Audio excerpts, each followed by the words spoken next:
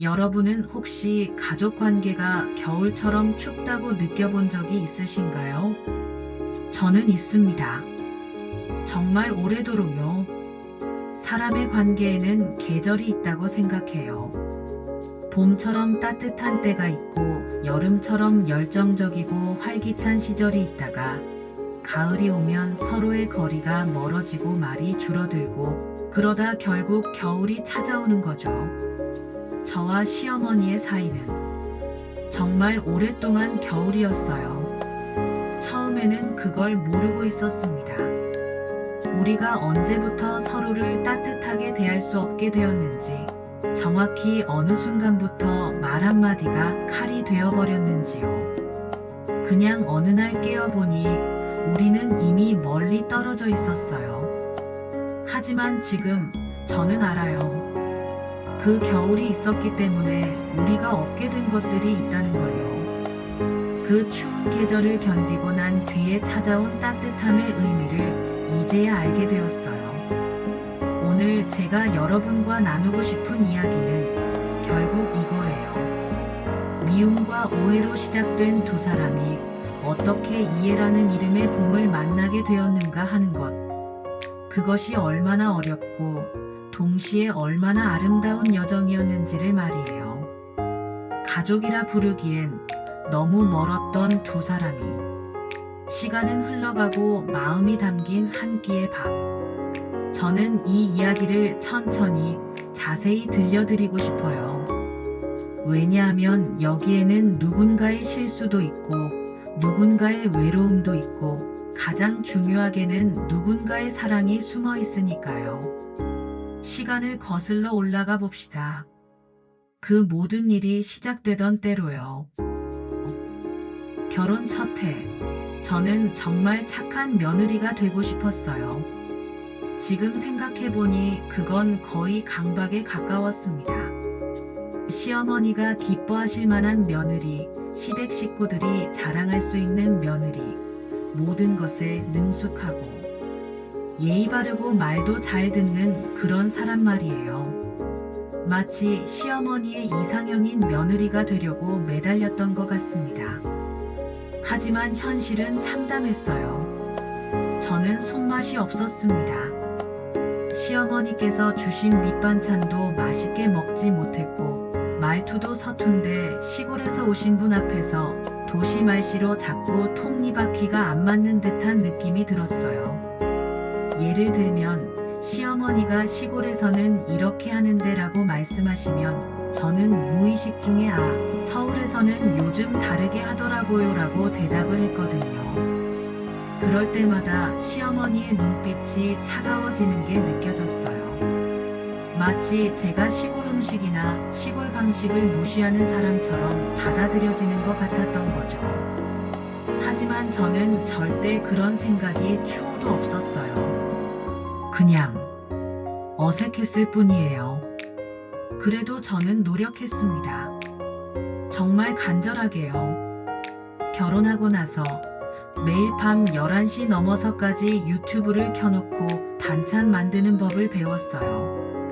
표고버섯 말리는 방법, 멸치 육수 내는 방법, 반듯한 계란말이 만드는 법. 검색창에 기본 반찬 초보 주부라고 쳐서 나오는 영상들을 밤새 봤습니다. 시어머니께서 좋아하실 만한 말투도 연습했어요. 머릿속으로 몇 번이고 네, 어머니, 알겠습니다. 어머니, 죄송합니다. 어머니를 중얼거렸죠. 마치 배우가 대사를 외우듯이요. 밑반찬도 직접 담아봤어요. 오이 소박이, 무장아찌, 마늘장아찌. 집에 있는 모든 반찬이 시어머니 표준에 맞게 나오기를 바라면서요. 휴일에는 새벽 5시에 일어나서 아침밥 준비를 했습니다. 계란말이, 미역국, 깻잎 무침.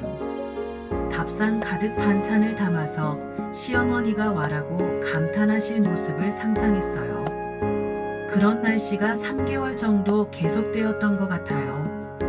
매일매일 오늘은 더 잘 보이고 싶다. 오늘은 실수하지 말아야겠다는 마음으로 아침을 맞이했어요. 그런데 그 노력들이 전혀 먹혀들지 않는 것처럼 느껴졌어요. 어느 날 아침, 제가 정성 들여 끓인 국을 대접에 담아 시어머니께 드렸습니다. 표고버섯 다시다에 무와 파 그리고 조금의 고추장으로 간을 한 국이었어요. 손가락으로 맛도 봤고 간도 괜찮게 느껴졌어요. 시어머니는 숟가락을 들어 국을 떠서 입에 넣으셨어요. 그리고 곧바로 시어머니는 놀란 톤으로 국이 왜 이렇게 싱거워? 내가 끓였던 국은 이런 게 아닌데 너희 친정은 이런 식으로 먹니? 그때 나는 작은 목소리로 죄송해요 어머니. 제가 간을 잘못 맞춘 것 같습니다. 다음엔 좀 더 간 맞춰서 끓일게요. 그러자 시어머니는 더 큰 목소리로 간을 못 맞춘 게 아니라 기본이 부족한 거지. 집에서 안 배웠으면 뭘. 그때 그 말이 정말 가슴에 꽂혔어요. 기본이 부족한 거다. 집에서 안 배웠다. 그 말이 뜻하는 바는 명확했어요. 너희 친정에서는 제대로 키워주지 못했다. 너는 우리 집의 기준에 맞지 않는다는 그런 의미로 들렸거든요. 저는 밥상 앞에 앉아서 그 말을 들었습니다. 수저를 들었다가 내려놨어요. 밥이 목에 넘어가지 않았어요. 신랑은 어색한 분위기를 감지했는지 빨리 밥을 먹으려고 했고 시어머니는 여전히 국 맛이 없으니까 밥맛이 없네라고 중얼거리셨어요. 그 밥 한 끼가 저에겐 얼마나 길게 느껴졌는지 몰라요. 하지만 여기서 중요한 건 저도 시어머니의 말이 정말 악의 없는 말이었다는 걸 알게 된 거예요. 시간이 지난 뒤에요. 그때는 그냥 마음의 상처를 받았어요. 하지만 지금은 알아요. 시어머니도 그냥 불안했던 거였을 수도 있다는 걸. 예를 들면 시어머니는 아마도 저를 이렇게 생각했을 수도 있어요. 서울에서 온 이 며느리가 우리 시골 음식을 무시하려는 건 아닐까? 우리 집 방식을 벗어나려고 하려는 건 아닐까? 내 아들을 데려갈 생각은 아닐까? 그런 불안감이 날카로운 말들로 표현되었던 걸지도 몰라요. 하지만 그때의 저는 그걸 몰랐어요. 그냥 상처받았어요. 그리고 그 상처가 계속 쌓여가게 된 거죠. 서로를 이해하기엔 너무 서두른 시작이었다. 그 이후로 저는 조금씩 조심스러워졌어요. 시어머니 앞에서는 말도 조심했고 행동도 조심했어요. 국을 끓일 때마다 심장이 철렁거렸습니다. 이번엔 간이 괜찮을까? 이번엔 맛있다고 하실까? 하지만 무엇을 하든 완벽하지 않은 것 같았어요. 깻잎 장아찌를 만들어가면 양념이 너무 진했네. 계란말이를 만들면 너무 느리게 부쳤네. 모든 작은 지적이 나왔어요. 그리고 그 지적들 뒤에는 항상 내 친정은 어떻게 가르쳤길래라는 말이 붙었어요. 마치 제 친정이 제가 받은 양육이 모자라고 부족한 것처럼요. 지금 저는 알아요. 그분에게도 저라는 존재가 얼마나 낯설고 불편했을까.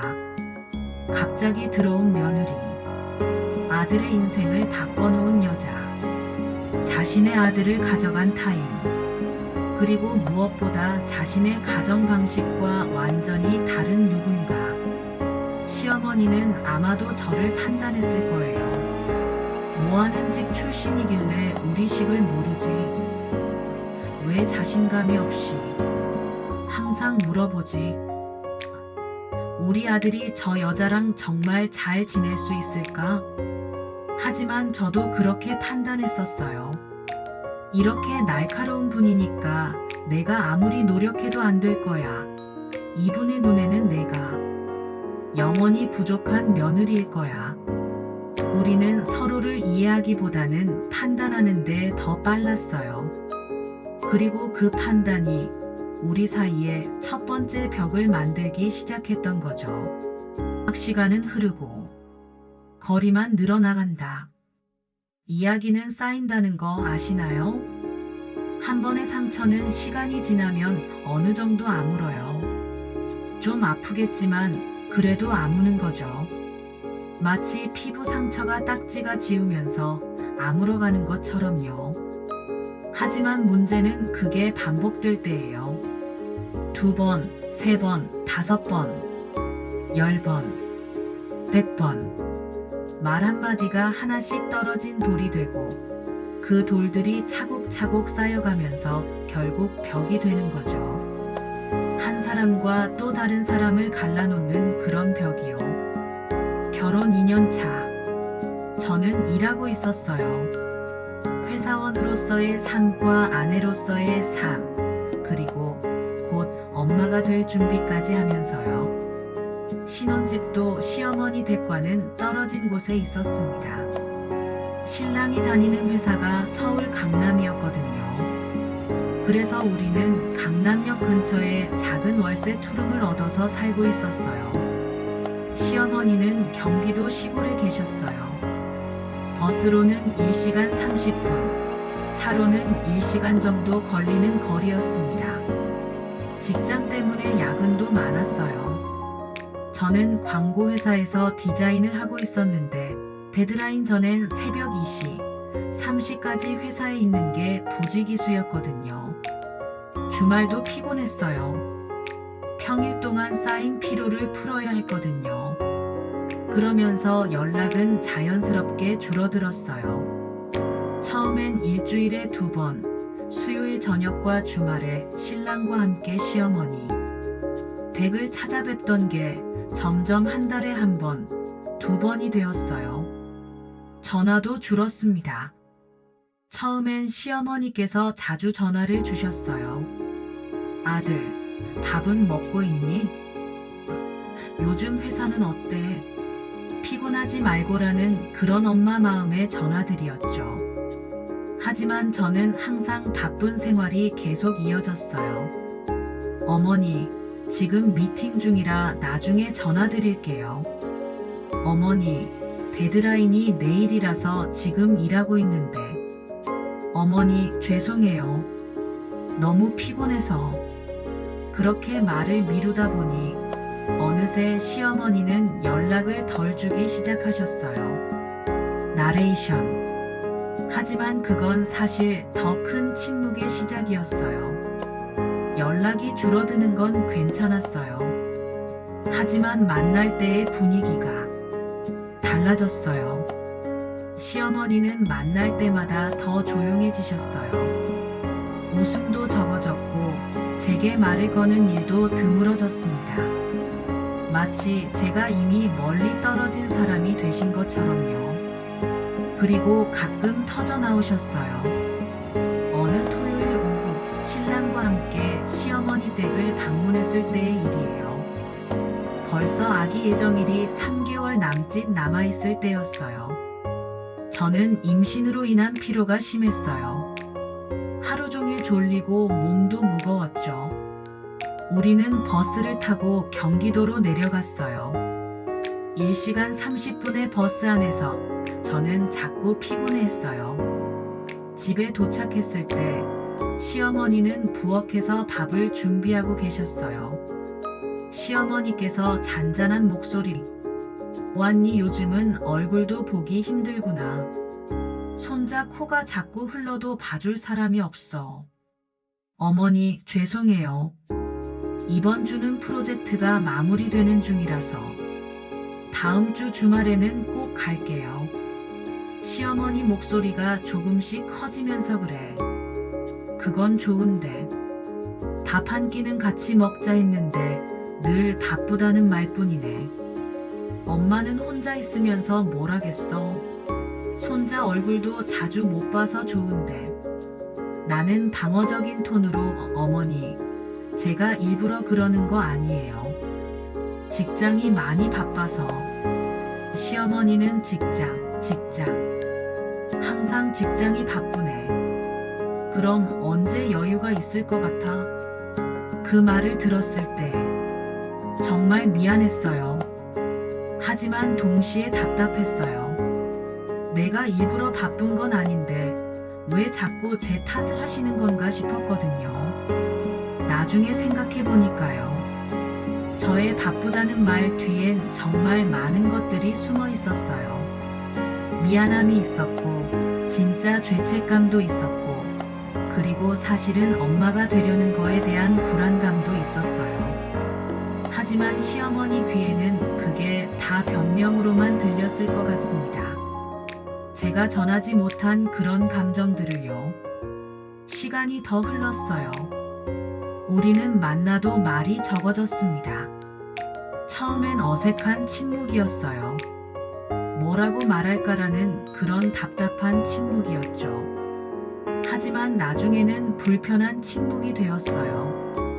마치 상대방이 불편한 존재가 된 것처럼요. 그리고 시간이 더 지나면서는 그냥 습관적인 침묵이 되었어요. 이미 우리가 더 가까워질 수 없다는 걸 서로 받아들인 듯한 그런 침묵 말이에요. 신랑이 우리를 중간에서 맞추려고 애를 썼어요. 엄마, 여보가 사실 피곤한 거지. 나쁜 거 아니야. 엄마, 아기 예정일이 계속 가까워지니까 피로가 심한 거야. 하지만 이미 벽이 세워져 있었어요. 시어머니는 아기 사진을 보여줘도 아이고, 다 자랐네라는 정도의 말만 하셨어요. 그 말에서 진정성이 전혀 느껴지지 않았어요. 마치 예의상 하는 말처럼요. 거리는 멀어지고 말은 더 적어지며 침묵으로 이어졌습니다. 그렇게 2년이 또 흘렀어요. 결혼 후 4년이라니요. 너무 빨리 흐른 것 같기도 하고 너무 길게 느껴지기도 했습니다. 우리는 같은 집안이 되었지만 다른 세상의 사람들처럼 살고 있었어요. 신랑은 아내도 챙기려고 하고 엄마도 챙기려고 하면서 계속 힘들어했어요. 우리 아기는 할머니를 찾았어요. 하지만 할머니의 팔은 적어도 제 앞에서는 따뜻해 보이지 않았습니다. 그리고 저는 더 이상 노력할 기력이 없었어요. 어차피 안 될 거야. 이분의 눈에는 나는 영원히 부족한 며느리일 거야. 그런 생각들이 자꾸만 들었거든요. 그 겨울이 찾아왔어요. 정확히 말하면 겨울이 온 지 한 달쯤 되던 날, 하늘에서 겨울비가 내리기 시작했습니다. 길고 긴 겨울이 시작되는 신호 같은 그런 비였어요. 며칠 동안 내린 그 비 때문에 공기는 더 차가워졌고 뉴스에는 감기주의보가 떠 있었어요. 그 시절 저희 집의 아기가 감기에 걸렸습니다. 아직 14개월, 채 2살이 되지 않은 아이였어요. 콧물도 흘리고 기침도 잦았습니다. 밤에는 자꾸 보채고 낮에는 열이 올랐죠. 아파하는 아기를 안고 있는 엄마의 마음이 어떤지 저는 그걸 아무리 설명해도 과하지 않을 것 같아요. 밤새 아기의 등을 토닥거렸어요. 응, 엄마가 여기 있어. 빨리 나아야 해 하면서요. 낮에는 소아과를 들락거렸어요. 혹시 폐렴은 아닐까? 혹시 중이염이 생기진 않을까? 라는 불안감으로요. 그런데 그날 시어머니께서 우리 집에 오셨어요. 손자가 아프다고 들으셨으니까요. 신랑도 엄마를 집에 초대했어요. 일주일 정도 우리 집에 머물면서 아이를 봐주시라고요. 문을 열고 들어오신 시어머니의 얼굴은 걱정으로 가득 차 있었어요. 어제는 잘 쉬었어? 얼마나 아프니? 밤에 자긴 했어? 아기를 향한 그 관심은 진심이 느껴졌어요. 그렇게 3일이 지났어요. 제 어머니가 오셨을 때는 그렇지 않은데 시어머니가 계실 땐 뭔가 자꾸 긴장되었어요. 어머니 보시기에 제가 아기를 잘못 챙기고 있는 건 아닐까? 어머니가 이 며느리는 아이도 제대로 못 챙긴다고 생각하진 않을까? 그런 불안감이 자꾸만 생겼거든요. 그날 오후, 아기가 조금 보챘어요. 아직도 콧물이 흘렀고 기침도 했어요. 하지만 열은 많이 떨어진 상태였습니다. 저는 아이를 안고 거실에 앉아서 아기 사진을 찍고 있었어요. 아기가 하는 귀여운 행동들을 기록하려고요.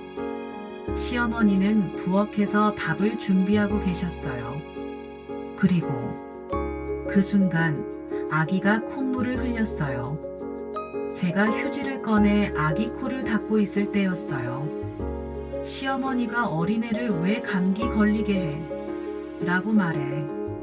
나는 놀라며 어머니. 시어머니는 더 큰 목소리로 추운데 뭐하고 있었어? 이렇게 추운 날씨에 왜 아이한테 좋은 옷도 안 입혀? 요즘 엄마들은 왜 이렇게 무심해? 나는 방어적으로 어머니. 제가 아기를 일부러 감기 걸리게 하는 건 아니잖아요. 조심해도 걸릴 건 걸리는데. 소아과에서도 이렇게 추운 시즌에는 자주 걸린다고. 시어머니는 더 큰 목소리로 조심. 너는 뭘 조심해? 어린애가 아픈데. 우리 며느리야. 너네는 키우는 게 아니고 그냥 맡겨만 두는 거야. 자기 일을 하느라 자식은 뒷전이잖아. 나는 이제 분노가 담긴 말로 뒷전. 제가 뒷전이라고요? 어머니, 제가 매일 밤 아기를 재우려고 애쓰는데 매일 낮에 일을 하면서도 아기 생각을 안 해본 날이 없는데. 시어머니는 점점 커지는 목소리로 하지 말았어야지. 일을 그만두든지 아니면 아이를 엄마한테 맡기든지 했어야 했어. 나는 더 이상 참을 수 없어서 그럼 어머니가 키우세요. 제가 일을 그만두고 집에만 있으면 되겠네요. 아니면 당신이 오셔서 하루 종일 챙기세요. 그럼 아기가 감기도 안 걸리겠죠. 시어머니는 갈라지는 목소리로 그래. 내가 방해가 되나 봐. 내가 있으니까 싫은 거고. 넌 날 싫어하니까. 아들을 잡으려고 엄마는 자꾸 배제하는 거 맞지. 내가 나쁜 시어머니구나. 그 말을 듣는 순간 정말 가슴이 철렁 내려앉았어요. 마치 엘리베이터가 갑자기 떨어지는 것처럼요. 내가 방해가 되나라니요. 싫어하니까라니요. 저는 시어머니를 싫어한 적이 없었어요. 그냥 피곤했고 서툰 거고 두려워했을 뿐인데 그분은 저를 배척하는 줄 아셨던 거군요. 아니, 그보다는 저 자신이 그분을 배척하고 있었던 거네요. 신랑이 어머니를 따라 방으로 들어갔어요. 저는 아기를 안고 거실에 혼자 남겨졌습니다. 아기는 여전히 콧물을 흘리고 있었어요. 하지만 저는 아기를 볼 수 없었어요. 눈물이 흘러서요. 그 밤 저는 울었어요. 아기를 재운 후 화장실에 들어가서 조용히 울었습니다. 얼굴은 화끈거리고 가슴은 철렁 내려앉았어요. 그리고 동시에 무언가가 끝났다는 생각이 들었어요. 우리의 관계가, 우리가 시간을 들여 만들려던 가족애가 끝났다는 생각이요. 신랑은 어디선가 엄마를 달래고 있었어요. 저는 아이를 재우고 있었죠. 그 집에는 4명의 사람이 있었지만 우리는 모두 혼자였어요. 아기도 신랑도 시어머니도 그리고 저도요. 시어머니는 그날 밤 방에만 들어가 계셨어요. 신랑 말로는 엄마가 울고 있었다고 했어요. 어머니가 자꾸 중얼거렸어. 나는 뭐하는 엄마야. 아들도 이미 나한테서 떠났구나. 나한테는 아무도 없네라고 말이야. 그 말을 듣고 처음으로 제 자신이 얼마나 미안해야 하는지를 알게 되었어요. 하지만 그땐 너무 분노했어요. 어머니가 울고 계신다는데 왜 제 대사만 하셨어? 제 말씀도 들으셨어? 제 감정도 중요하지 않나요?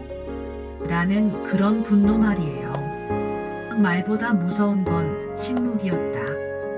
더 깊어지는 겨울. 그날 이후로 우리는 한동안 말을 거의 섞지 않았어요. 신랑을 통해서만 안부를 전했고 필요한 것들도 간접적으로 전달했습니다. 신랑, 어머니께 내일 저희 오지 못한다고 말씀해 주시겠어요? 신랑, 어머니께 반찬 감사하다고 전해 주시겠어요? 명절에 만나도 눈이 마주치기 어려웠어요.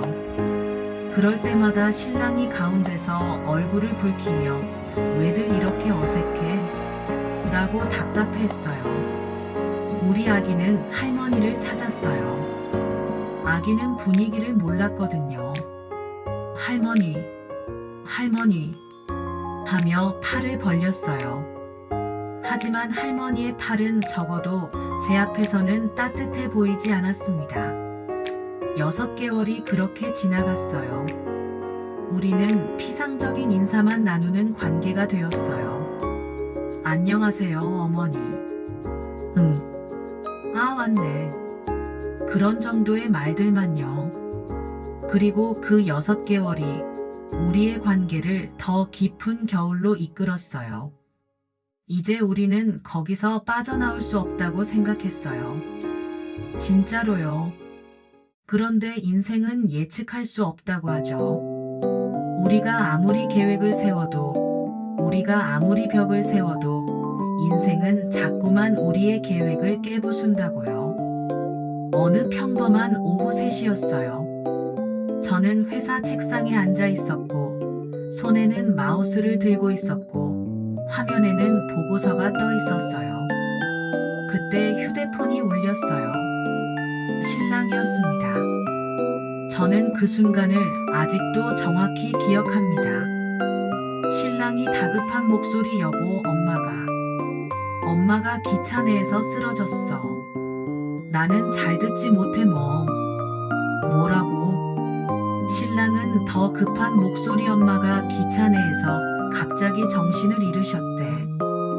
지금 병원 응급실로 가고 있어.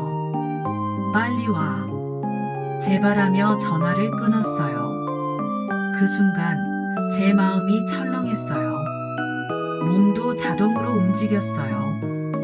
가방을 짚고 상사에게 죄송합니다. 급한 일이 생겼습니다. 라고만 말하고 뛰어나갔습니다. 엘리베이터를 기다릴 수 없어서 계단으로 뛰어내려갔어요. 제 손가락도 떨렸어요. 택시를 타고 병원에 도착했을 때 신랑은 이미 의사로부터 진단을 받고 있었어요. 응급실 복도에서요. 의사의 말이 들렸어요. 뇌혈관 박리입니다. 뇌졸중의 일종이에요. 다행히 빠른 대처가 이루어져서 치명적인 상황은 면했지만 왼쪽 팔과 다리의 감각이 일부 떨어질 수 있고 말도 조금 어눌해질 수 있습니다. 그 말을 들었을 때 정말 세상이 돌아가는 느낌이었어요. 뭔가 중요한 것들이 붕괴되는 그런 느낌이었죠. 저는 신랑의 등을 어루만졌어요. 손이 떨리고 있었어요. 괜찮아. 큰일 안 났어. 하지만 저도 신랑도 괜찮지 않다는 걸 알고 있었어요. 그리고 시어머니가 있는 중환자실 문을 열었습니다. 그 장면을 아직도 생생하게 기억해요. 의료용 침대 위에 누우신 분이 있었어요. 여러 개의 줄이 팔에 연결되어 있었고 머리 위에는 모니터가 계속해서 신호음을 내고 있었습니다. 할머니를 찾는 우리 아기가 신랑의 품에서 보채고 있었고 의자에 앉은 시어머니의 남동생이 아무 말도 없이 책을 읽고 있었어요. 그리고 침대 위에 그분. 눈을 조금 떴던 그분의 눈이 저를 찾았어요. 시어머니는 약하지만 여전히 존재감 있는 목소리로 왔니? 애는 괜찮아. 밥은 먹고 다니냐? 그 짧은 말에 뭐라고 표현해야 할지 모르겠어요.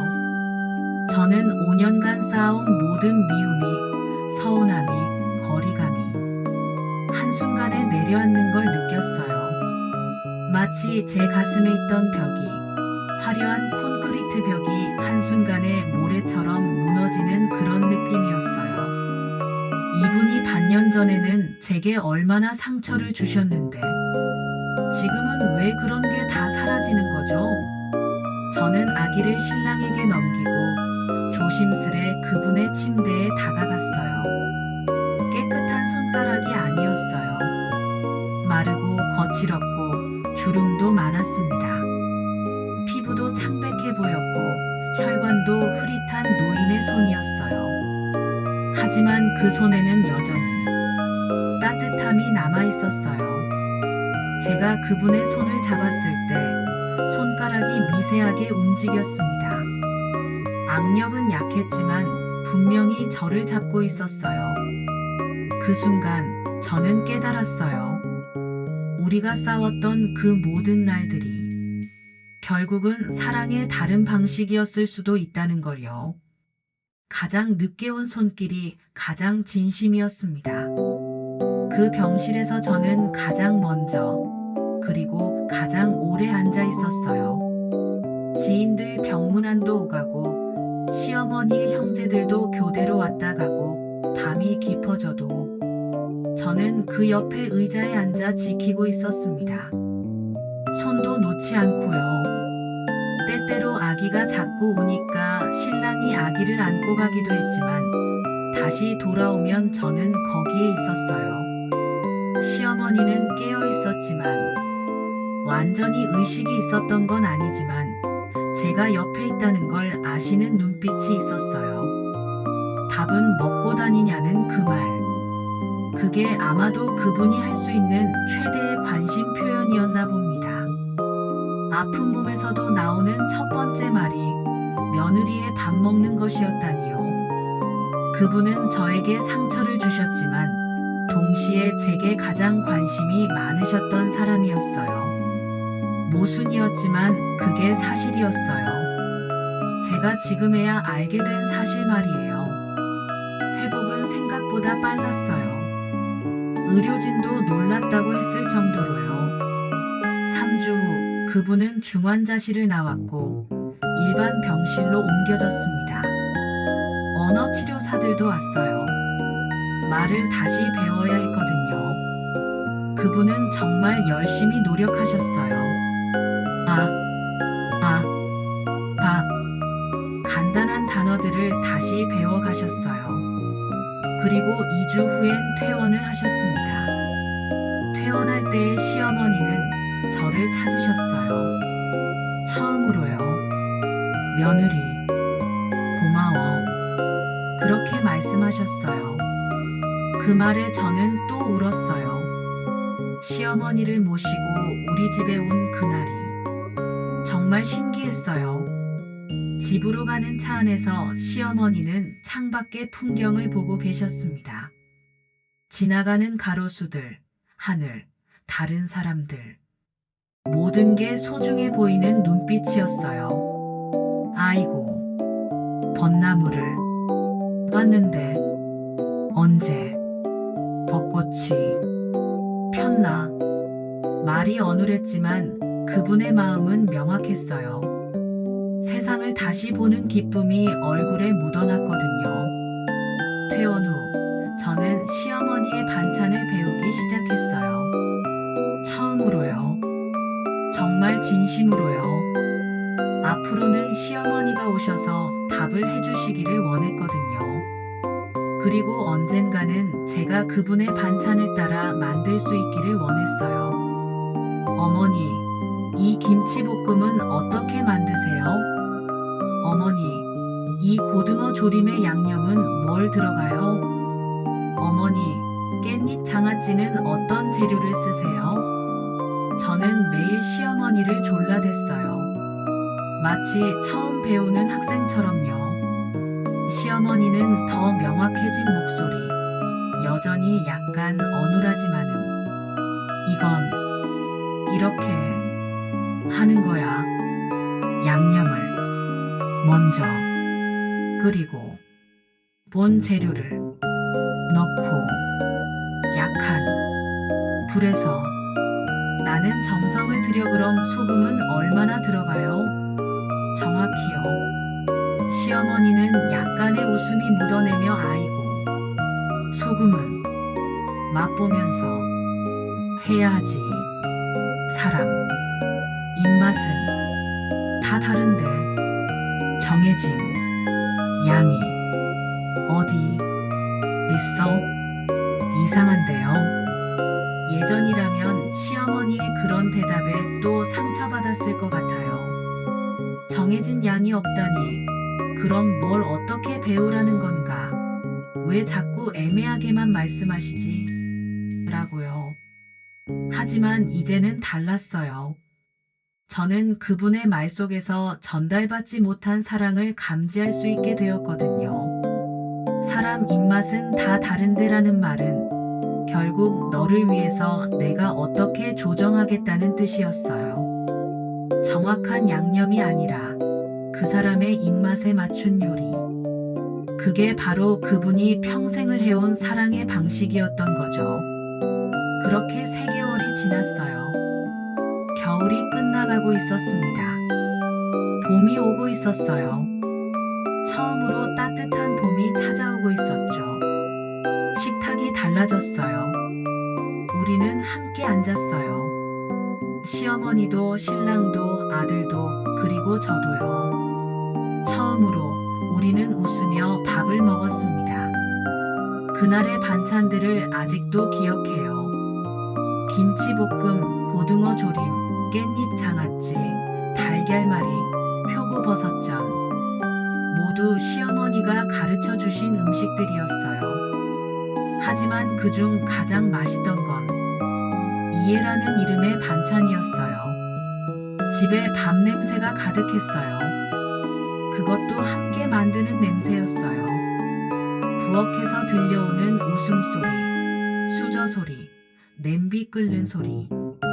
그런 소리들이 얼마나 따뜻한 건지 전에는 정말 몰랐습니다.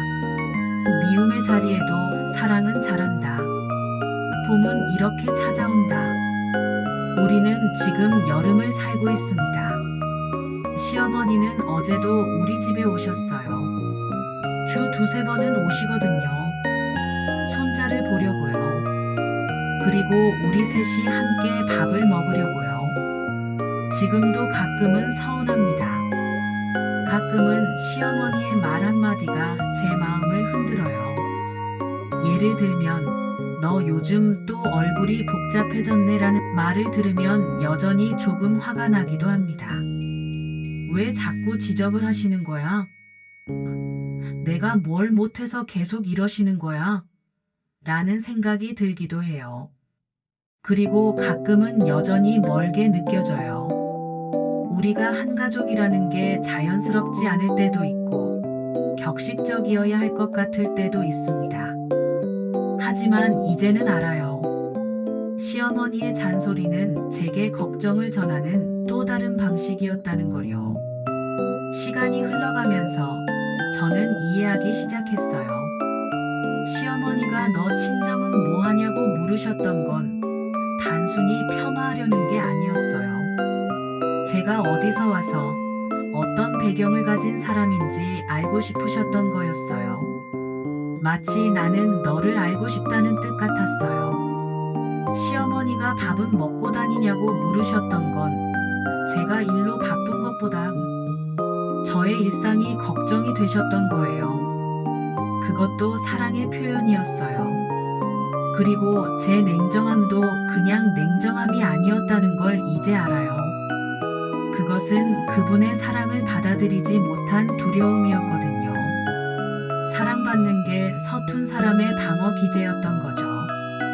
우리는 이제 알아요. 결국 우리가 싸웠던 건 우리가 서로 다른 언어를 쓰고 있었기 때문이었다는 걸. 그분은 음식의 맛으로 사랑을 표현하셨고 저는 따뜻한 말로 사랑을 표현하고 싶었거든요.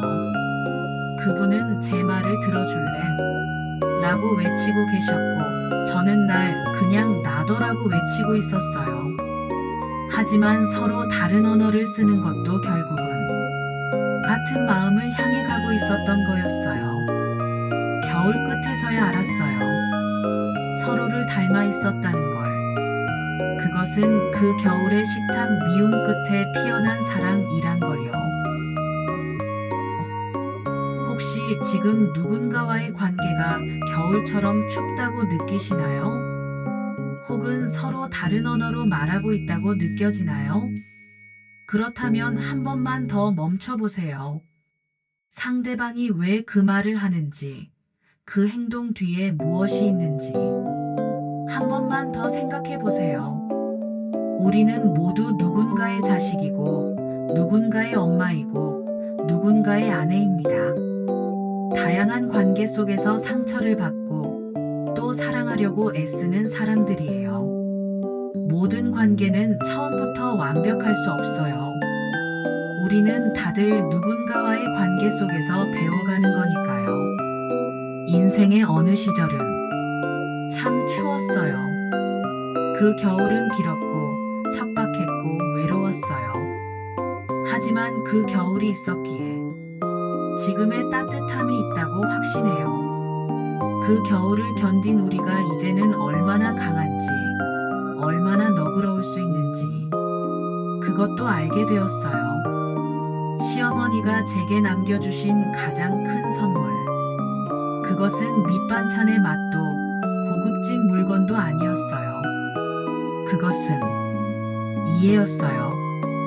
나와 다른 사람을 이해하는 법을 배우게 해주신 거죠. 겨울도 봄도 모든 계절이 소중하다는 걸. 왜냐하면 겨울이 없으면 봄이 오지 않으니까요. 그 겨울의 식탁에 앉아 있던 우리는 이제 봄의 식탁에서 웃고 있습니다. 그리고 가끔은 그 겨울이 그리워요. 왜냐하면 그 겨울이 우리를 이렇게 만들었으니까. 이 채널은 앞으로도 이런 실제에 가까운 이야기, 사람 사는 문제들 속에서 발견할 수 있는 작은 교훈들을 꾸준히 전해드리고자 합니다. 오늘 이야기가 마음에 와 닿았다면 더 많은 분들이 함께 들을 수 있도록 구독과 좋아요로 응원해 주시길 부탁드립니다.